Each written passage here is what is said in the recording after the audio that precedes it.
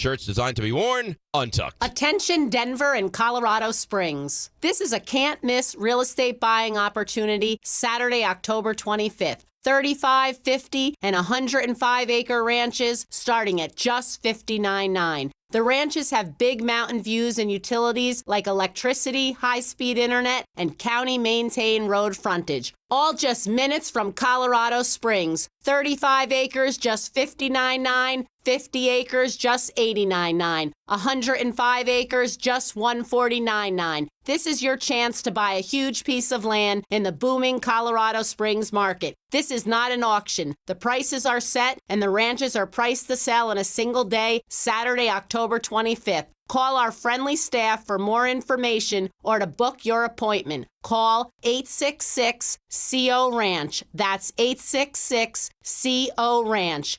866-267-2624. Brandon Stokely here from my friends at Roller Auction. Do you have items you're looking to sell? Since 1976, Roller Auction has been conducting commercial and industrial auctions for Colorado government agencies, Fortune 500 companies, small business owners, secured creditors, individuals, and more. They have a large marketplace to showcase your assets, so don't wait. Visit rollerauction.com for a free consultation and turn those items into some cold, hard cash. Again, go visit them at rollerauction.com. That's rollerauction.com.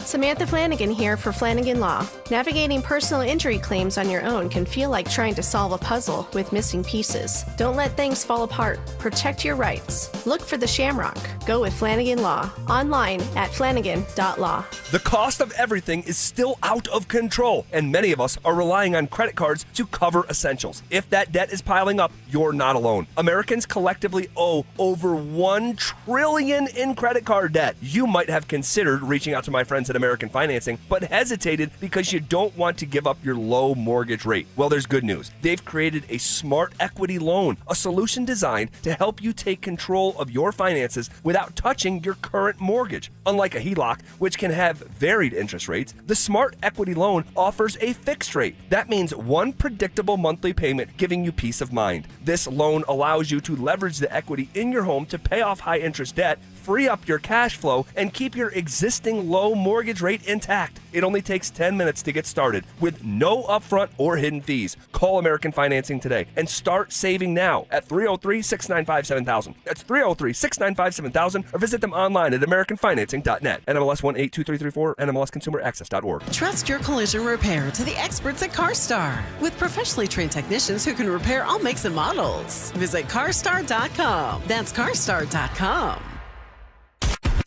KKFN and KKFN HD1 Longmont, Denver. You're listening to Denver Sports 104.3 The Fan. Welcome to Denver Sports Tonight. Taking a look at the biggest stories in Denver sports. From your online home for the best opinions and information on the Broncos, Nuggets, Avalanche, Rockies, and more. DenverSports.com. And it is Denver Sports Tonight on this Tuesday night in the Mile High City. He's Marcello Romano. I'm Will Peterson. We will roll with you for the next hour. Cello, before we get into the Broncos and the wildness that was the Giants game and some news about Dre Greenlaw here in the last half hour regarding his suspension. Before we get into all that, you and I just had a fun little chat right before the show started. We are currently watching the NBA on NBC. Yes. What a throwback. Big time. And I think, I don't know how accurate I am with my dates, but I'm pretty sure Jordan's last game was on NBC. I think Bob Costas was, part of that. Ahmad Rashad. I don't know if it carried over into 99 or 2000, but all the 2000 memories I have is ABC. Well, it left the NBA on NBC after the 2001-2002 season.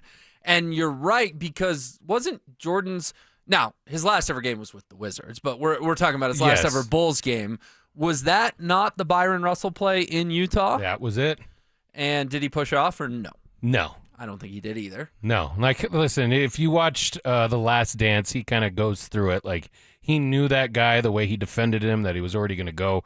And it's not like he had his hand on him, but he didn't, forcefully push him. So I don't know, going back in time, you would have thought, man, talk about way to go out on a mountaintop.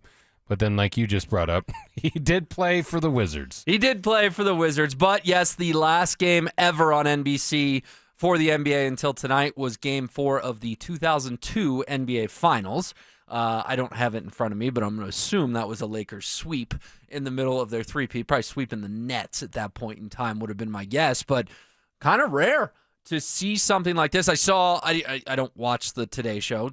Shout out to people who do. But I did see they had the band do Round Ball Rock on the Today Show this morning, which is obviously the iconic song. Yes. Yes, I know it. And there's video games with it that bring back all kinds of nostalgic memories. And it's just It's a pretty good question, though. Like, that hasn't been played in how long? That song, as far as, like, the NBA on NBC music, but we all know it. Like, if you grew up and you're somewhere in our age range, you know that.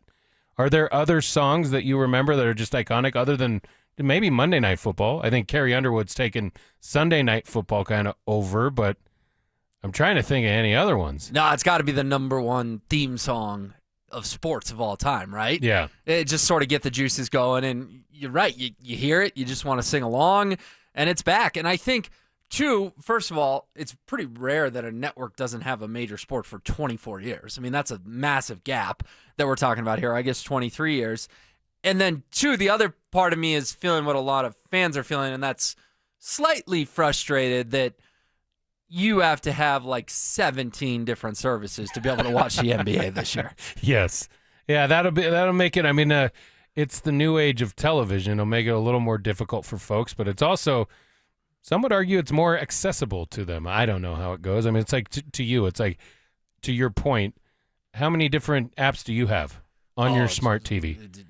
A dozen. You cut the cord, I'm assuming, so it's all on smart TV. No, I still pay for cable as well. I have everything. I don't miss anything. But I think if I added up every single number, I'd be a little sticker shocked about what I'm paying every month. Yeah. If you packaged it all together.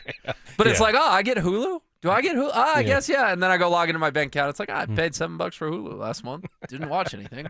There you go. Yeah.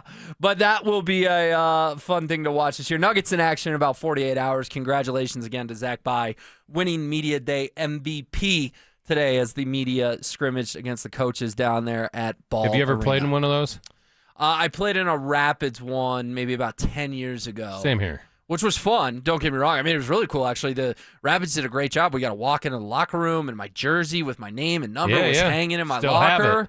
I still have mine, too. Yeah. It was super sweet. Don't get me wrong. But, I mean, in hindsight, soccer probably wouldn't be the sport I'm going to perform the and I best don't think at. a lot of people rolled in knowing how, physically exhausting it was going to be. Yes. When you do that. Basketball is very similar in that sense. And to Zach's point earlier, I heard him talking like, and I'm similar too. If it's competitive and you're not just playing like horse or something about a competition gets you going. And like he said, he couldn't back off playing to, going back to like how he played because that's the only way he knew how. I get that. All right, we're going to get to Greenlaw in like 1 minute. But have I told you my story before about my basketball moment in an NBA arena? No. All right, so this was 2013-ish. I was working for a company in town, and this woman came in and was talking to one of my bosses. I don't think twice about it. And then she says, yeah, I'm running promotions for the Nuggets. Do you have anyone who wants to do it tonight? And my boss just looks at me and goes, yeah, Will do it. And I go, what's this entail? They go, well, you can win a car. I'm like, heck yeah, count me in. So I get picked to make a layup, a free throw, a three-pointer, and a half-court shot in 30 seconds to win a car. Now, the layup, I think I won like tickets or something. The free throw, I don't know, a concession voucher, whatever. The three-pointer, they were honoring the 94 Nuggets that beat the Sonics. Yeah. You won a signed jersey by the entire team. And then half-court, you won a car. So I immediately call my buddy. I'm like 23 years old. I'm like, dog, we got to go to the gym, like right now, ASAP. Yeah. So we go practice for a couple hours over at a local gym, and then we get there. It's Nuggets Clippers. I'll never forget it. Von Miller's courtside. Chris Paul and Blake Griffin are playing for the Clippers, and I have to go out onto the Ball Arena court in front of 18,000 people. And I'm thinking to myself, just make the layup. Just don't blow the layup. And I have 30 seconds to do it. Ball gets in my hand, make the layup, no problem. All right, good. Go to the free throw line, and I'm sprinting because I only have a limited amount of time. One dribble, perfect swoosh on the free throw. And that's when the crowd starts paying attention because they're like, well, this isn't some scrub, you know? And I get to the three-point line, first three out of my hand, feels good, looks good. My buddy Doug Ottawa was filming it, and he goes, got it. Back iron. Just off back iron. Second one, feels good, looks good. Back iron. Now I'm chasing rebounds. They don't have anyone to rebound for me. Oh. I hit the three at the buzzer to win the signed jersey on my third attempt, which was awesome. I never got to shoot the half-court shot for the car because time ran out, but it was pretty cool, and I still have that signed jersey from the 1994 Nuggets. And then I get off the court, and my buddy immediately tells me, he goes, you know, Von Miller was watching you. Chris Paul and Blake Griffin were not paying a lick of attention to their coach's huddle. They were watching you. It's like, how many times you get an opportunity to make buckets? Doug had one that existed for this was like, or even stills, early smartphones, and he at one point did have the full 30-second video where I hit the three at the buzzer. I should have made a stronger effort to hold on to that. Yeah. If it's right around that time, like you said, smartphones really took off because before it was a flip phone. Correct. He was taking pictures with his Motorola Razr of you doing this, but I'd never heard that story from you, man. Isn't that fun? It's pretty awesome. I just wish that first three had gone and I could have shot from half court for the car. That's impressive. You ever step on an NBA court and you see how far that three is compared to like when we're messing around at the Y or at the rec and it's like high school or college levels threes, which are like just jump shots for NBA players. When you see that from the NBA range, it's impressive, man. So kudos to you that you hit iron. I thought you were gonna say it felt good, looked good, and it was short. Way short. No, it was back iron twice. Let's just say I was 23 and young and dumb, and it was an 8 o'clock tip. I had a little liquid courage going on. There you go. Let's just put it that way. Makes it even that much more impressive then for you. Well, thank you. We got to dig up that video somewhere. I'll post it on my Twitter if I find it. The news of the hour, this coming out 45 minutes ago from the NFL itself. The Vice President of Football and Communications, Michael Sinora, has tweeted that the one-game suspension of Denver linebacker Dre Greenlaw has been upheld on appeal. Dre Greenlaw will miss Broncos and Cowboys this weekend. He finally gets back on the field, plays 21 snaps, 6 tackles, and he's going to have to sit out another game. Your reaction to this? Disappointing for sure. I mean, well, let me ask you this. I'll respond to you with another question. How much did you notice Dre Greenlaw against the Giants? Here and there, he had the one big hit on Dart. Wasn't a sack or anything. Were you underwhelmed, or were you kind of just like it's going to take some time, or did you think that you were going to see more? Wasn't out there a lot. I think he played something like 27% of the defensive snaps. It just wasn't. VJ had kind of tipped us off last week. Part time. It was real part time. He was playing a quarter of the snaps. Yeah, quarter time, not part time. So, it's disappointing that it's going to happen because you think that workload would have been increased against a very capable offense that the Cowboys bring in. I remember back in the summer, we were going through the schedule, and I told you this Cowboys game was going to be more difficult than you thought. You kind of scoffed at the idea of it. Then they go on and they trade Micah Parsons, and it's like, wow, the Cowboys are just – they had the shootout with the Giants a couple weeks back where they couldn't slow down Russ when it was still Russ leading the Giants.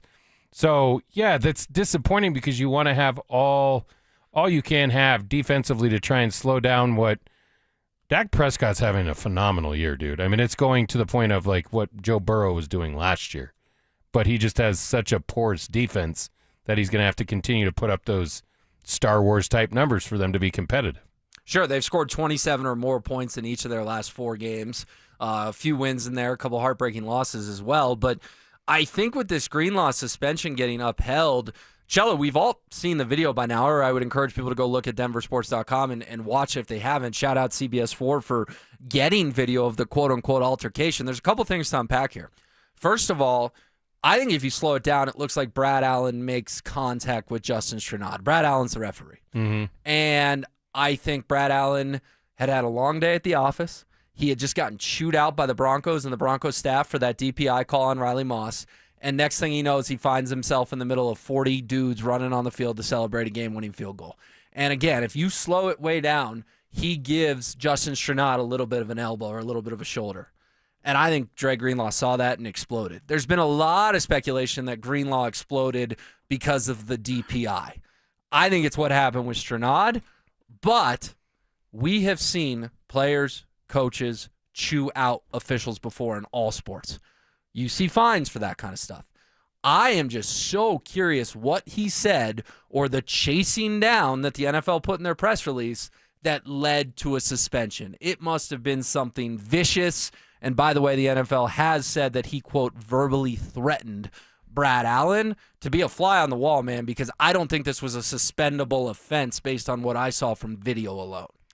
Listen, and like to your point, it has to be something so egregious that, and I can't even imagine what that would be. Yeah, I don't even want to speculate, but it would have to be about your family or something. Yeah, but still, you think people have said stuff like that. And like, listen, you might be right that it was on, the tensions were still high because of the DPI call.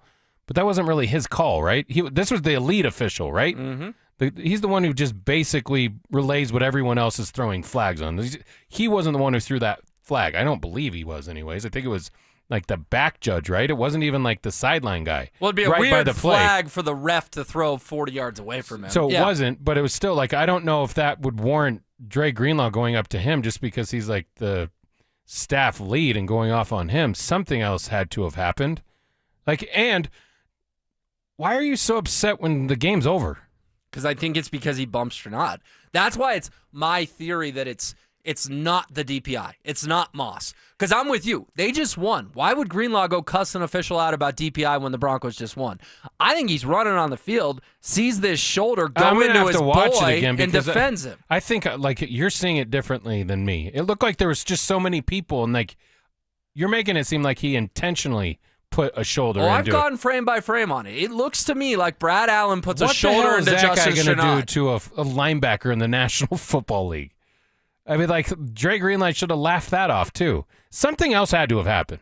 There's more to it than I think we'll ever know, for sure. And unless you're a real great lip reader, and you could probably even make some of the, the funny ones that those guys make that put out on YouTube and stuff, but I don't know that we'll ever find out what it was. No, I mean, Greenlaw can't talk this week because he's suspended. I assume he'll get asked about it next week when he's back.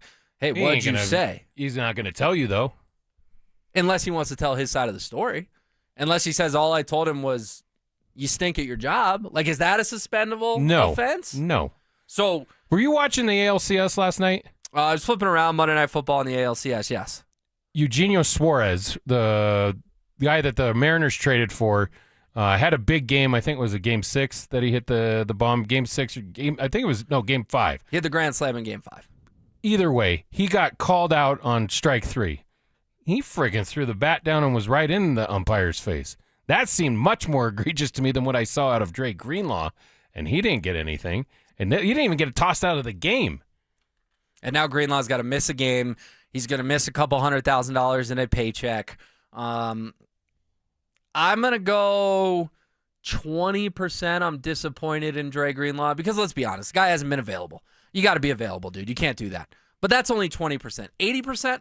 I'm mad at the league and I'm mad at Brad Allen. This does not seem like a suspendable offense to me.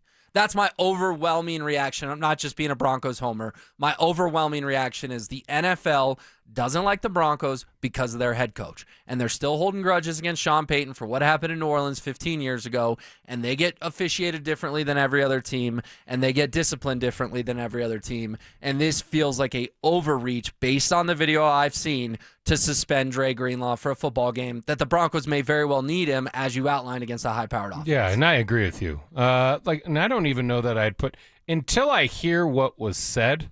This kind of looks like, and maybe I could be completely wrong with how I see it or the way that I'm picturing it, but it looks like a bigger, stronger guy went up and called him out, and he had the authority with the flag and the referee jersey that he wears at that point that he's like, I'm just going to throw a flag on this guy right now. After the game was over? Yeah, what else was he going to do? I know, but he tossed his flag like an idiot. It's like, well, it's 33-32 and the clock reads zeros. What are you tossing flags for? It ended up with a suspension. That's why. So he's flagging him because he's like, I'm going to report this to the What league the hell office. else was he doing? He was being a little baby. Exactly. But he knew that there would be some kind of repercussion for it, right? If he was valid in his complaint, which it appears he is, because now this suspension's being upheld. I mean, it's just so disappointing as a Broncos fan that Greenlaw finally gets back. And let's be honest, 6 tackles on 21 snaps, that's pretty darn impressive. That means that nose for the football that he had all those years in San Francisco isn't gone. You're right, his play time is probably going to increase to what, 45, 50% of the snaps against Dallas? It feels like every time we take a step forward with Greenlaw, we take another step back. And this just feels like another big step Well, back. the good news is, Will, and there's a silver lining in everything, is he can't get hurt next week. True. I don't think he's even allowed to practice. I don't think when you're suspended, you may be allowed to go get treatment and stuff, but I don't think tomorrow when Andrew Mason's down there, he's going to see him on the practice field.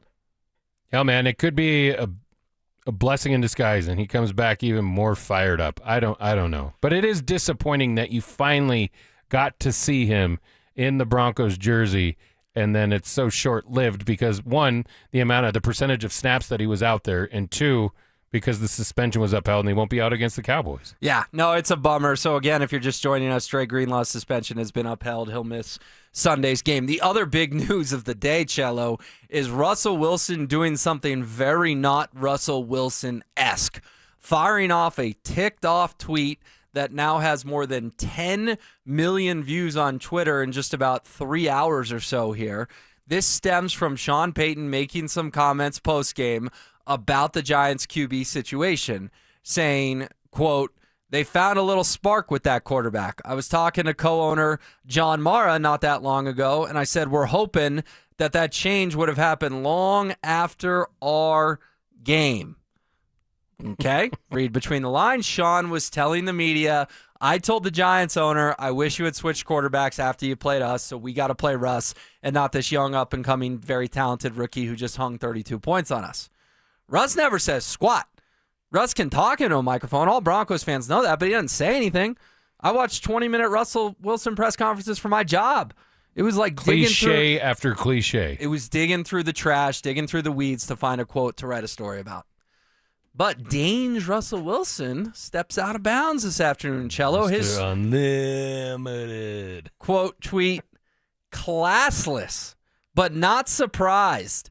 Didn't realize you're still bounty hunting 15 years later through the media. Sunglass emoji, laughing face emoji, hashtag let's ride, laughing face emoji. So much to unpack from a ticked off, benched Russell Wilson holding a clipboard, sitting in his locker in New York today, firing off this tweet called Sean Payton classless, tells him he's bounty hunting, bringing up Bountygate from all those years ago when Sean was suspended for the 2012 NFL season, and then just to dig at Broncos fans, hits us with a let's ride. What did you make of this saga? I think it's weak. Where was this Russ in Detroit a couple years ago when he was berating you on the sidelines? Why didn't you have a backbone then? And what are you looking to accomplish? Obviously, it hurt him. It cut him real deep. It cut him deep, Will, because you're right. He doesn't say anything but positivity. Next to Tim Tebow, I don't know that there's a more positive person in the world, at least the persona of it, right? That's just constant positivity, cliche after cliche.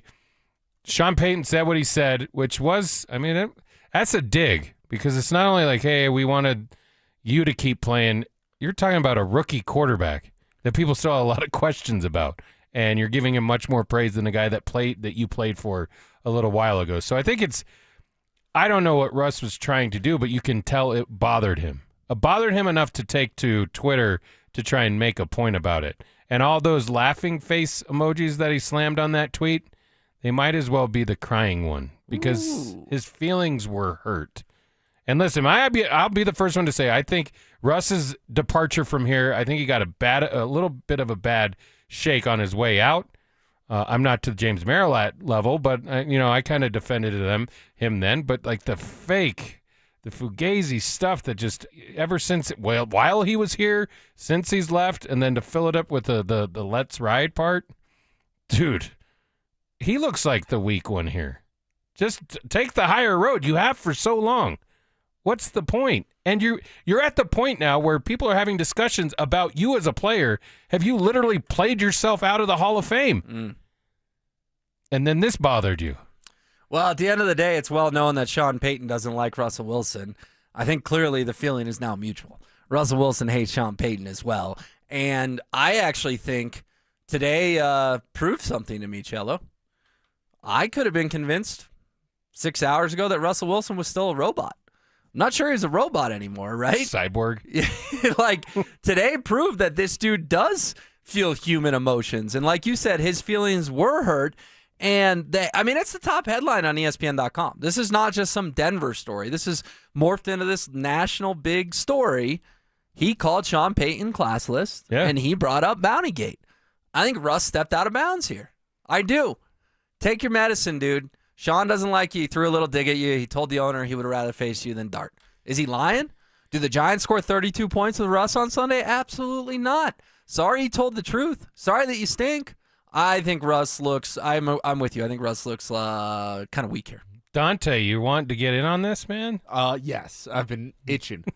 You guys couldn't be more wrong. This is the most likable Russell Wilson's ever been. Really? Standing up for himself, being an actual human being, not being a robot. I've never liked him more than right now. Wow. But it comes at the expense of our football coach and our organization. Oh, and I quite don't care frankly, about that part there's of no it. expense. I still think did it, like a our little verbal. Our fans, he trolled Broncos country with Let's Ride. He knew exactly what he was doing. But he's the one that invented Let's Ride. Everyone's been trolling him for Let's Ride for years. I think it's still just as fake as his Here Comes the Airplane. Everything he does seems fake to me, except for maybe his relationship with his family. No, but this tweet doesn't seem fake. This tweet seems like a rage tweet. It's like a fake tough guy. Like, now I'm going to talk. You're a backup quarterback. And he's standing up for himself. Okay. Like, I have no problem. Like, go ahead. I think you look foolish. If he were playing well, like if this were to happen after the game he had against the Cowboys, where he threw for like 400 yards and looked like, oh, damn, Russ is back. But you're talking about a guy that the next game looked like he had no idea what was going on, seeing ghosts, throwing balls out of the end zone, to the point where that head coach, they had a plan going into it. They didn't want to go to Jackson Dart as early as they did either. His play has spoken for it. Sean Payton wasn't wrong. He wasn't wrong. I mean, look what the Giants have done since they've inserted Jackson Dart in the lineup. Yeah, but he also wouldn't have said this after the Cowboys game because Sean didn't go after him after the Cowboys game. Sean went after him last week. No, my point is like, what are you going? You're talking as if you're still Russ in Seattle. You're not that player anymore. Like you're not. So even he close. has to have like a status to be able to take a shot at Sean after Sean's taking shots at him. You're probably far too young to remember this, but we've seen this happen in Denver before. You remember when Bill Romanowski went to the Raiders? Sure. And Brian Griese was the quarterback, and I think he got hurt or something, and Steve Berline came in, and Bill Romanowski said the same thing after the game. Like, we hurt the wrong quarterback, because I think, like, Steve Berline, I don't think they even end up winning, but they made a game out of it. It's just like, that's when you're talking about a starting quarterback. He's just a backup now, man. Like, I can't get on board with Russ anymore. No, I can't I've defended him for as long as I could have. Like, this just seems like, dude, you're talking as if you're like the player that just won a Super Bowl and went to another one.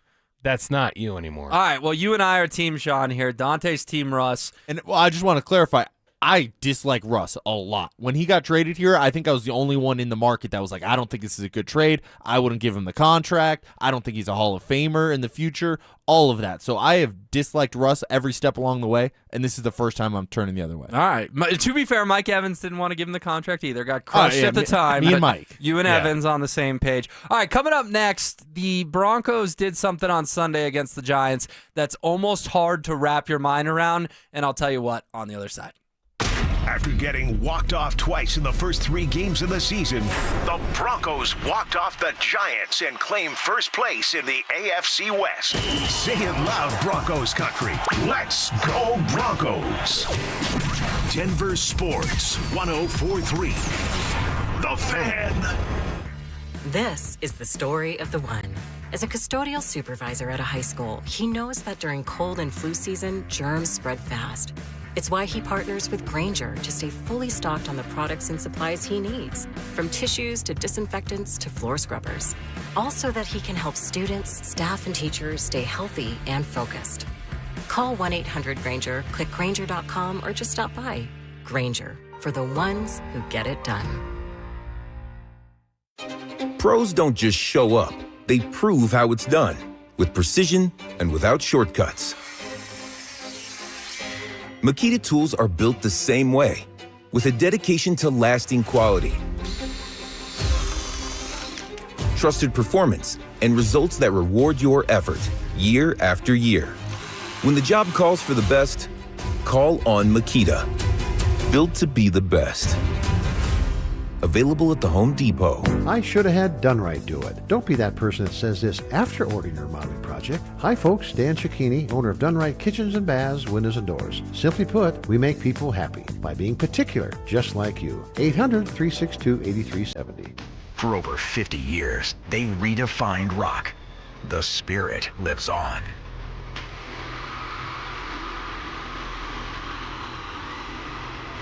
Geddy Lee and Alex Lifeson celebrate 50 years of Rush 50-something tour. October 5th, Ball Arena. Buy pre-sale tickets for City Card members Friday at 12 p.m. through Sunday at 11:59 p.m. Before the general public on sale Friday, October 31st at 12 p.m. Get tickets at rush.com. As days get shorter and roads get busier, fall brings more accidents. If you've been injured, Postman Law is here to help. No fees unless we win. Call 844-POSTMAN. Postman delivers. This is attorney advertising. Stokely here from my friends at 5280 Waste Solutions of Denver. Unhappy with your home or business trash and recycling service? Need a temporary dumpster for a project? Call 5280 Waste Solutions at 303-529-2329. Colorado isn't just where they work, it's home. They guarantee swift, on-time pickup for residential and commercial customers. Make the switch and get reliable local service you can count on. Go to 5280waste.com. 5280 Waste Solutions, your hometown brand. The right financial strategies can make a huge difference, especially if you're nearing retirement. Adam Mueller talks retirement strategies with Mile High Money. Saturday mornings at 8 on Denver Sports 104.3 The Fan. Hey, bro, weirdest thing is happening at the game. Every time I crack a Bud Light, we score a touchdown. I think I'm some kind of football prophet. Bud Light, the official beer sponsor of the NFL. Stock up today. Enjoy responsibly. Copyright 2025 Anheuser-Busch Bud Light Beer, St. Louis, Missouri. Hi, I'm Terrell Davis, two-time world champion and Pro Football Hall of Famer. There is nothing more important than your health. That's why I made the smart move to invest in fitness equipment with Fitness Gallery. It's a game changer. I have a true treadmill at home. It's the smoothest and quietest I've ever been on. Football is here, and Fitness Gallery's fall football sale is your playbook for a winning home gym. Save up to 50% off on select premium equipment. Visit any of our 7 stores from Denver to Fort Collins and score big before the sale ends. Point Pios! Denver Volleyball is having a record-setting year so far. Don't miss the action in Hamilton Gym this season.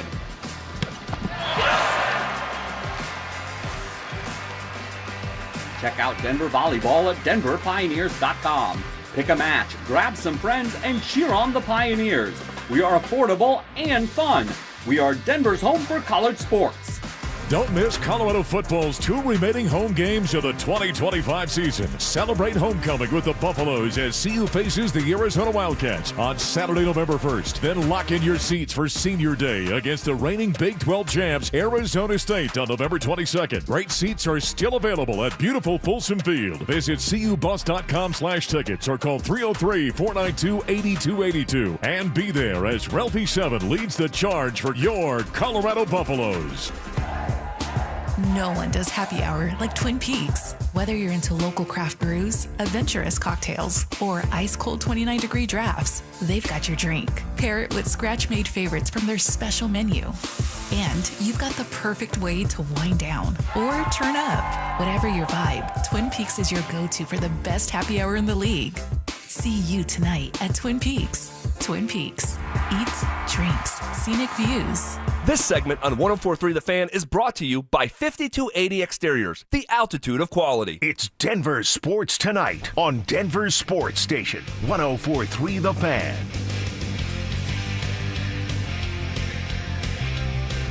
All right, this Russell Wilson conversation getting a lot of traction on the RamosLaw.com text line, 303-713-1043. Let me be clear real quick, too. Okay, go for it. I'm not defending Sean Payton, but if somebody did something that was more, I don't know, outside of their personality, who was it? It was Russ talking like he was that young whippersnapper, the dude that just won a Super Bowl and had gone to another Super Bowl. Like, that's outside of his personality. You've said it. The way you prefaced it, you said, hey, he doesn't say anything ever. And I wish you would have done this in Detroit. I wish you would have done something like Bo did with Sean Payton last year against Oakland. Like, that kind of stuff, I think people would have warmed to it. That's when I would have agreed with you. That's when I would have been like, but he sat there and just took it. Yeah, if you miss it, Russell Wilson called Sean Payton classless today and told him he was still bounty hunting 15-plus years later. A lot of reaction. What does he mean by that part of it, too? Well, it's just Sean made it personal, so Russ is making it personal. Just a knock. It's just a shot at Bountygate, yeah. Like, hey, you did all that crap with the Saints, and you're still doing it. Like, you think he's insinuating that's what he's doing inside the Broncos locker room? No, I think he's just trying to say that was a low point for him, so he's bringing it up. So I'm just going to rub your face in it. Gotcha. By the way, the 4428 asks, have they already reviewed the Greenlaw suspension and upheld it? Yes, they have. That's come out in the last hour. Dre Greenlaw is out for this Sunday against the Cowboys. I don't agree with it. Cello doesn't agree with it, but it is what it is. The 4859 says, as they send me a GIF, the only thing this proves is how much Russ and his team scour the internet. He used to claim he did not read press clippings. Here is your proof he does. Yeah, I mean, Russ clearly sees a lot. And what was the video that everyone gave him a hard time for? His first ever game at Empower Field at Mile High. Remember, he's walking out of his mansion. He's got like someone opening the door for him. And so it's like, dog, just go play ball. Just go play ball. I think he had like Versace on. I think he had deals with all these people. Like, yeah, it was cringeworthy when he was here. Big Perm says, now Russ is going to act like a bleep and stick up for himself from that mean bully Shawnee P. LOL. Yeah, I mean, I said it before. I'll say it again. Clearly, Sean's hated Russ for a couple of years, and Russ kind of finally got sick of it now. But I've made the argument Sean never liked Russ. Remember the whole Super Bowl I agree thing? with you. They were supposed to have dinner together, and who wanted to have dinner with Sean? Wasn't it like Joe Montana or something? And he's like, no, I'm going to go talk to Joe Montana, not you. Like, shoo, you know?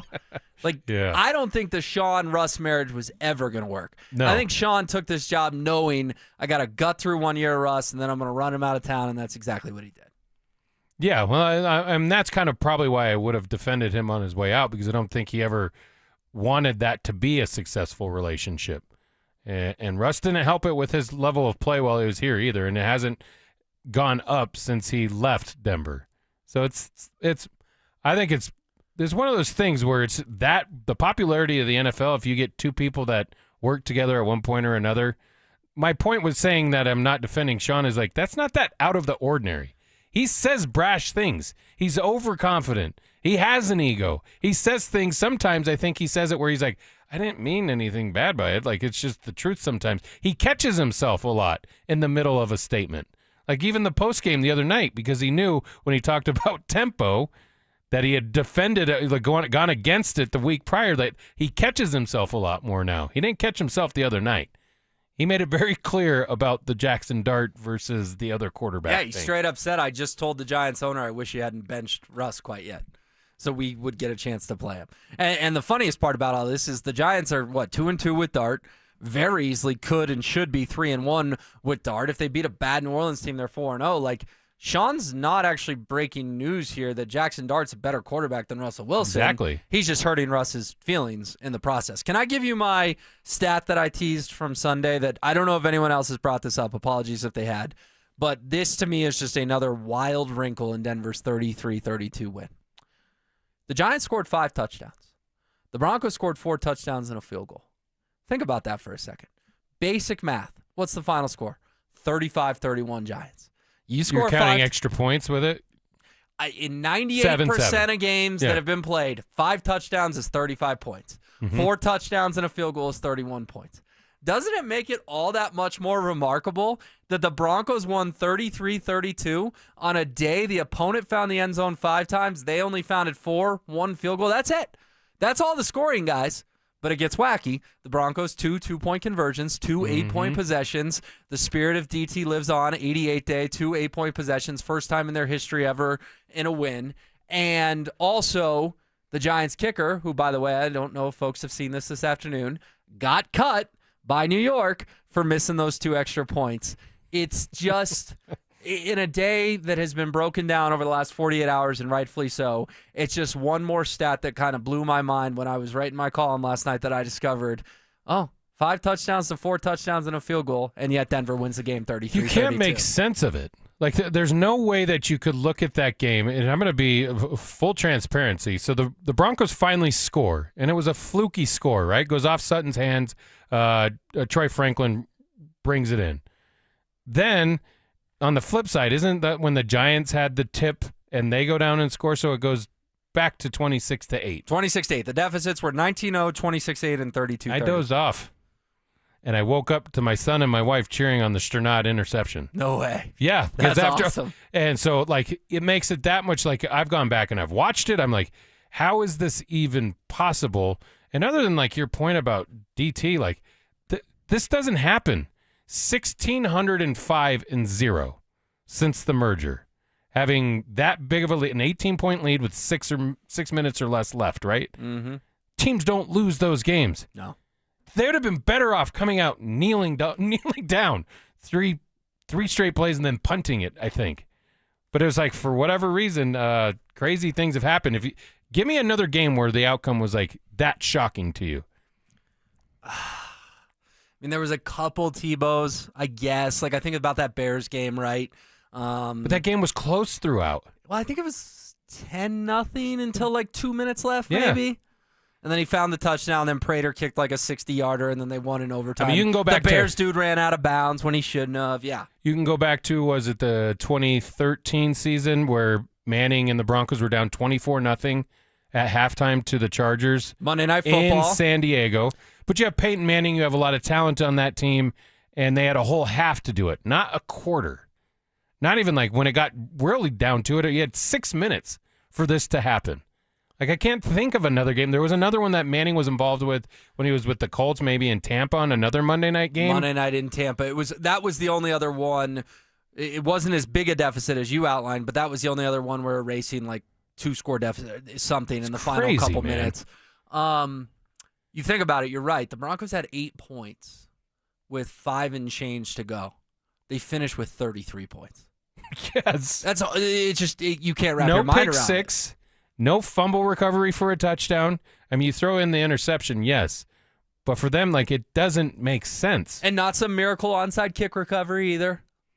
No, and they even let them go down and score and take the lead back. Yeah, I was thinking they're going to do all this work for nothing. And then when that cat who just got cut a couple hours ago. Freaking Bo Nix rolled out like he was Pat Mahomes tossing it to Travis Kelce. He didn't care how much time was left. No. But when he missed that extra point, I was watching the game by myself. But I did think they're going to win. Like, when it was 32-30, they're going to find a way to win. Now, they still needed some big plays. I mean, the ball to Mims, the one to Sutton that we've now heard, they just drew that up on Friday. First time they ever ran it was on Sunday. They run the clock, by the way. Sutton catches that ball with 13 seconds left. They crank that clock. Yeah. Broncos get up, spike it, 2 seconds left. Remember, the clock's running there, so if you don't get set, that's a false start, offsides, whatever, 10-second runoff, game's over. So they had to be firmly set, 2 seconds left. And then, of course, your mind can't help but to go to what happened last year in Kansas City. It looks like a chip shot for Will Lutz, but they still got to execute, and I'm going, please don't get blocked. Please don't get blocked. Well, with the amount of blocks that have happened in the NFL this year, you got to be concerned about it. And Lutz did a good job. I've rewatched the kick, I don't know, a dozen times, because how could you not? He chipped that thing. He took out his long wedge, which I appreciated, because it's like, you got plenty of leg, dude. You just got to chip this one up in the air. And yeah, that's they exactly had what some he size did. that had arms in the way had he gone lower with it. Is it the craziest win in Broncos history? Oh, man. I talked to James before that game, and we had brought up the Tebow to Demaryius play because they were honoring Demaryius. This one's just, it doesn't make sense. So, yeah, it has to be the craziest. Oh, I think I agree with you. It just, like, you're right. The 33 Tebow, points in a quarter. including 25 in the last 5 minutes. Tebow to DT is probably one of the most memorable plays in Broncos history. I mean, you obviously had the helicopter in the Super Bowl. You had Von Miller doing what he did to Cam Newton in a Super Bowl. You had Elway to Rod Smith in Super Bowl 33 against the Falcons. But just for strictly game itself, lost all hope, Denver to win might be number one on my list. I don't know if I can come up with another one where it's like, yeah, they were cooked. Because you're right, even that game in San Diego all those years ago, Payton's first year, it's 24-0, but it's still Payton freaking Manning. Yeah. And they scored on defense. And they had pick six. I think Chris Harris had one. Either that or it was a fumble recovery. Well, they had two. Yeah. They scored 3 touchdowns on offense and 2 on defense. Tony Carter and Chris Harris Jr. scored on defense. Offense, it was Demaryius Thomas. Brandon Stokely with one of his best catches as a Bronco. It was Eric Decker and it was Stoke in the corner of the end zone, somehow getting 2 in. It's crazy, man. It's crazy. And the Broncos are now 5-2. Where can this 5-2 take them? Cello and I will get into it next. The Fan Flyaway is back, presented by 303 Law 4040. Save that number in your phone. You never know when you're going to need it. To kick off 2026, Denver Sports 1043 The Fan is sending you to Phoenix for the biggest party in golf. Airfare, hotel tickets, and $500 in spending money all included.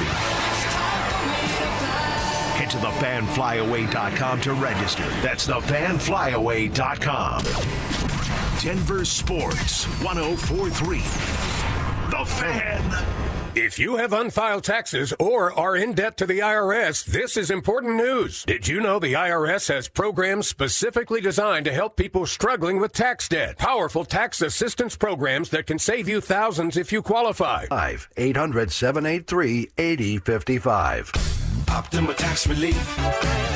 Some restrictions apply. For complete details, please visit OptimaTaxRelief.com. Attention Denver and Colorado Springs. This is a can't-miss real estate buying opportunity Saturday, October 25th. 35, 50, and 105-acre ranches starting at just $59,900. The ranches have big mountain views and utilities like electricity, high-speed internet, and county-maintained road frontage. All just minutes from Colorado Springs. 35 acres, just $59,900. 50 acres, just $89,900. 105 acres, just $149,900. This is your chance to buy a huge piece of land in the booming Colorado Springs market. This is not an auction. The prices are set and the ranches are priced to sell in a single day, Saturday, October 25th. Call our friendly staff for more information or to book your appointment. Call 866-CO-RANCH. That's 866-CO-RANCH.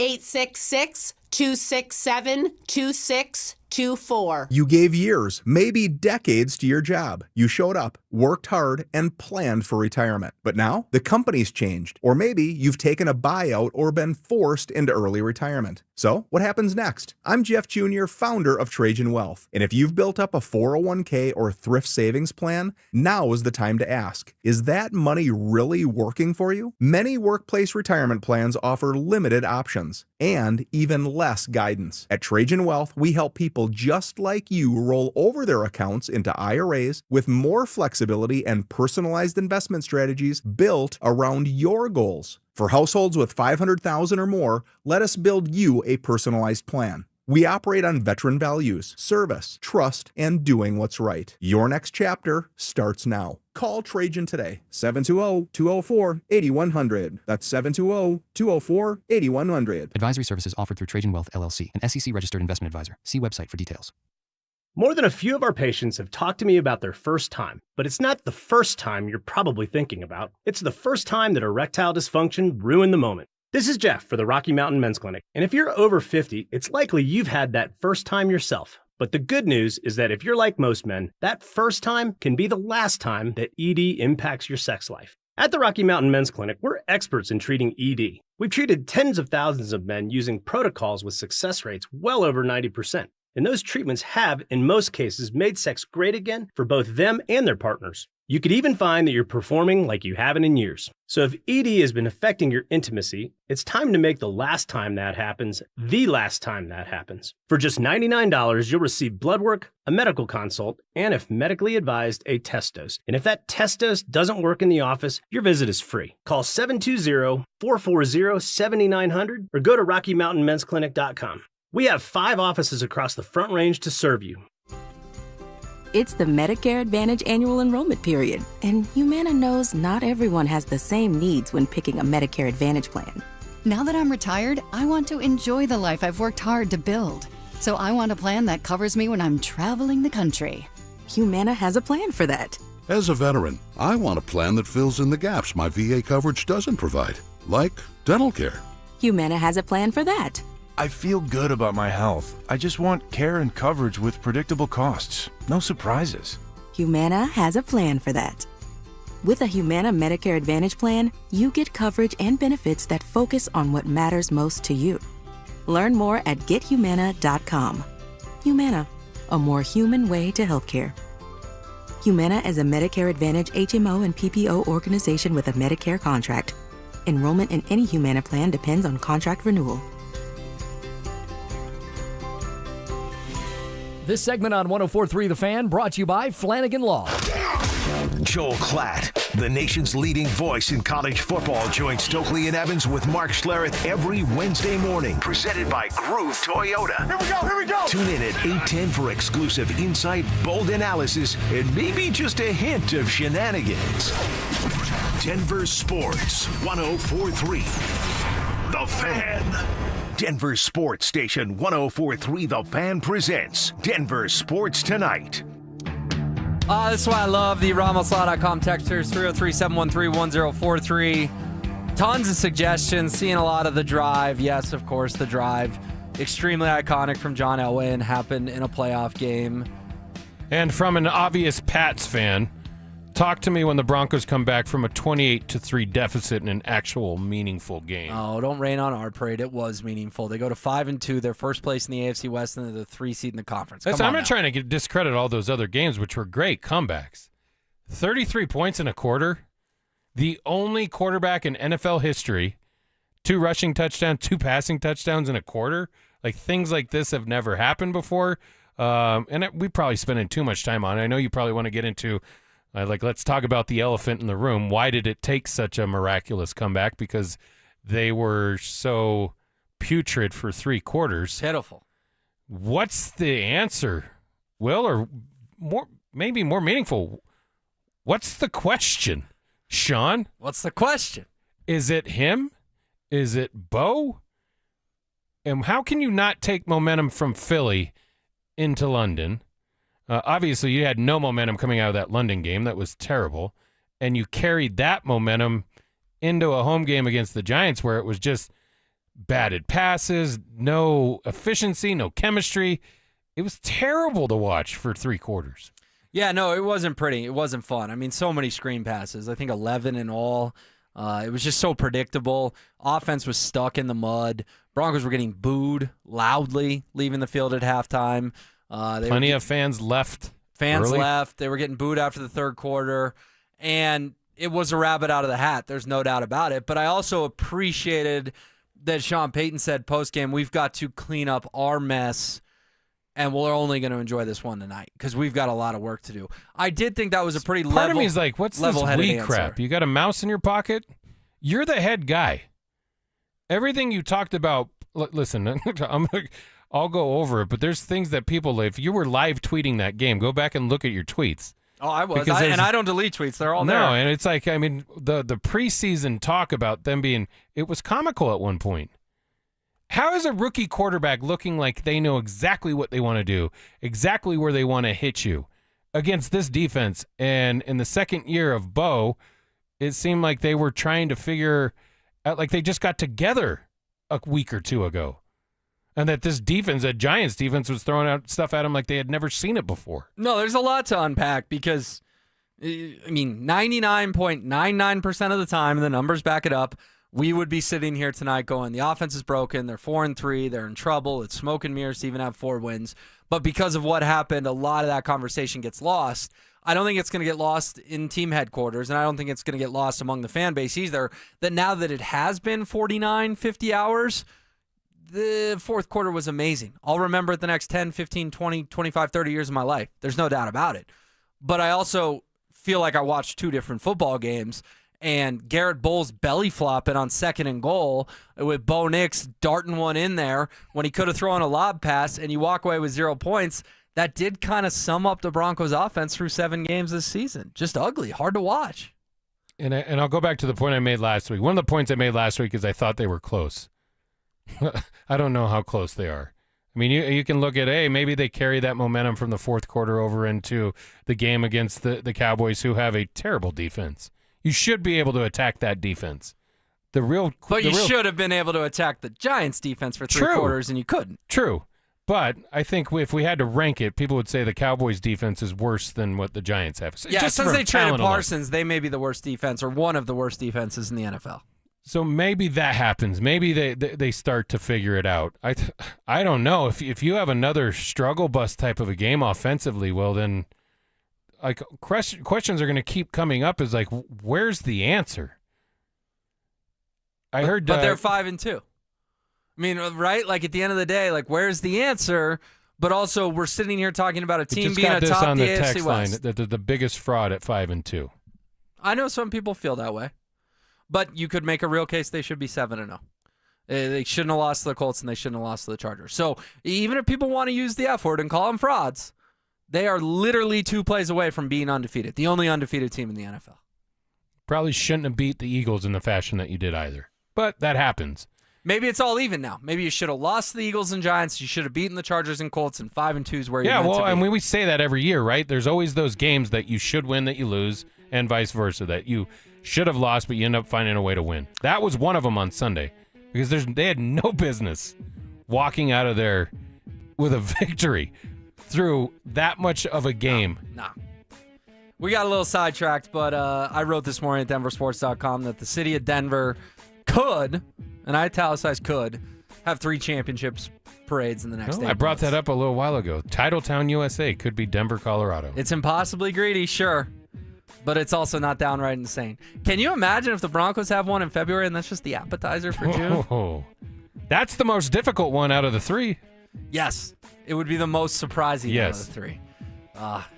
3 parades, man. Good place to leave it. For Dante and Cello, I'm Will. It's DST on the Fan.